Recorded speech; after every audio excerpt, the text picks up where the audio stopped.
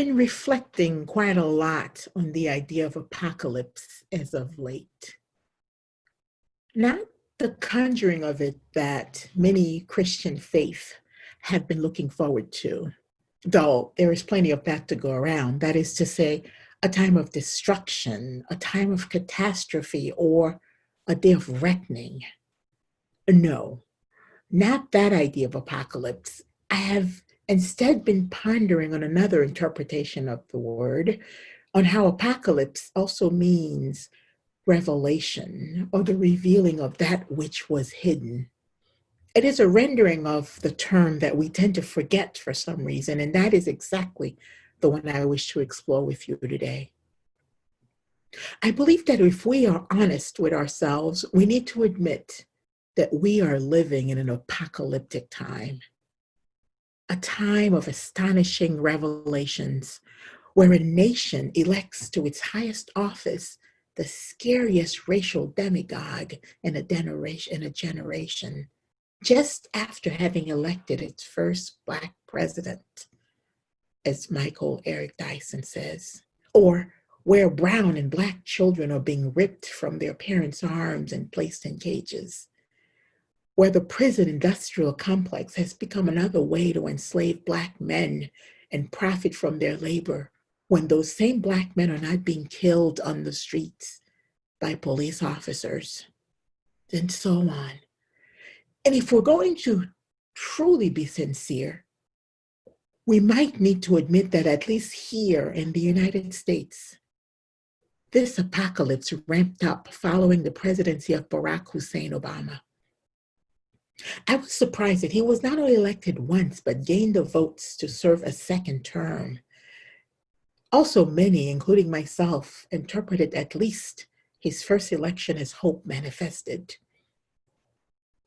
However, we quickly noticed how his presidency instead brought to light so much of the hidden animosities towards people of color, things that Black people have experienced all along but were not perceived, and I use the term loosely, by the dominant white culture.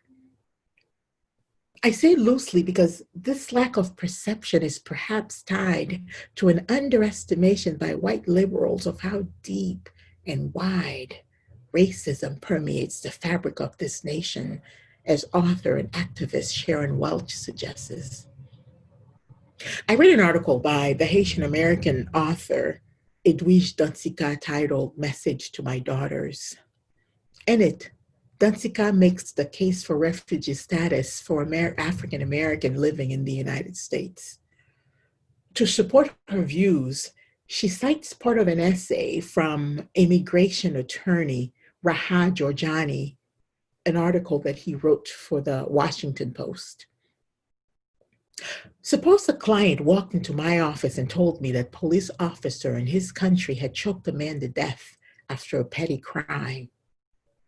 Suppose he said, police fatally shot a man in the back as he ran away, that they arrested a woman during a traffic stop and placed her in jail where she died 3 days later, that a 12-year-old boy in that country was shot and killed by the police as he played in the park.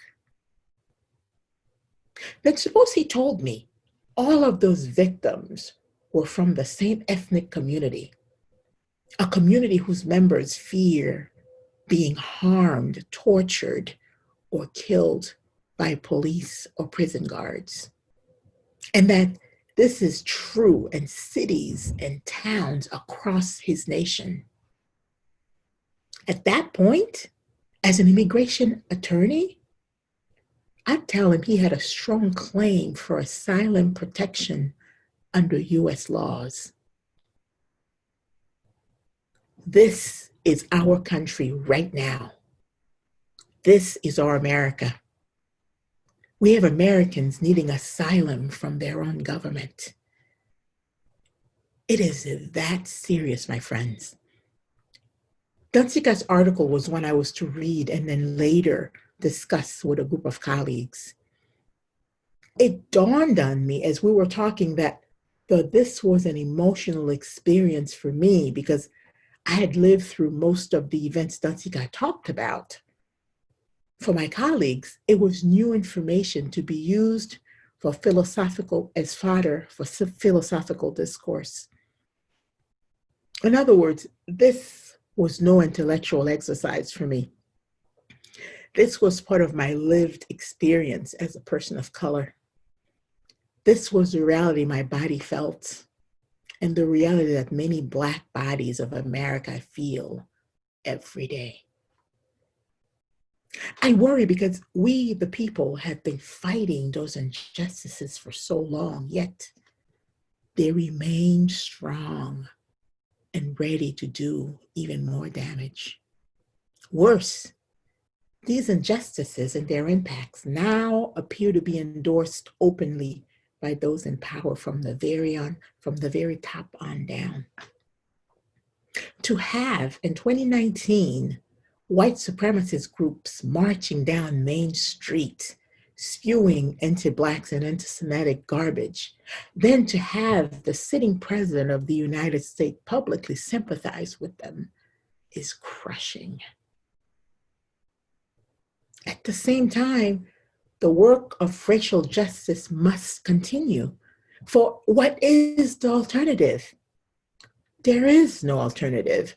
For the marginalized, for the people who see the value and the goal of world community with peace, liberty, and justice for all, our sixth principle, the work must continue. As people of faith, the apocalypse is upon us, yes, but it ought not to scare us into inaction. As Unitarian Universalists, this is where we are to take our place as leaders in the world and press on with the work toward a world where there is justice, equity, and compassion in human relations, as our second principle aspires.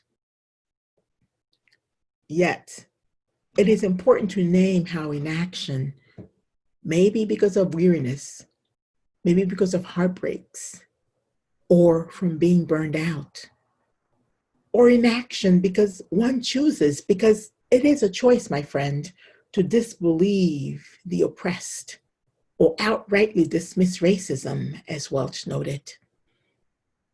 How inaction can and does enable evil to endure and thrive. Yes, it is difficult to persist in the work of justice when our spirits are weighed down. At the same time, we can't let our eyes off evil. Still, the Reverend Dr. Sinkford cautions against our tendency to overwhelmingly focus on calling out the flaws of progressive people like ourselves. That even as we work mindfully to create a just world, we focus on calling out the things we are doing wrong. While that is helpful at times, he continued, that alone is not sufficient. We, each of us, must have a word of hope to offer and a dream or vision to call us forward. That is all of us. As UUs, we don't evangelize, but we naturally preach to others about our religion by the way we live our lives. So I asked you, what is the message we are giving the world? What are we saying to the marginalized? Especially in this time of apocalypse, how are we projecting a hopeful disposition? I don't mean empty hope. I am talking about the kind of hope that Rebecca Saltnick speaks of in Hope in the Dark. Hope is not a lottery ticket you can sit on the sofa and clutch feeling lucky.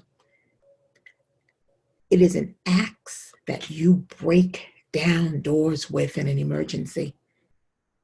Hope should shove you out the door because it will take everything you have to steer the future away from endless war, from the annihilation of the earth's treasures, from the grinding down of the poor and marginalized.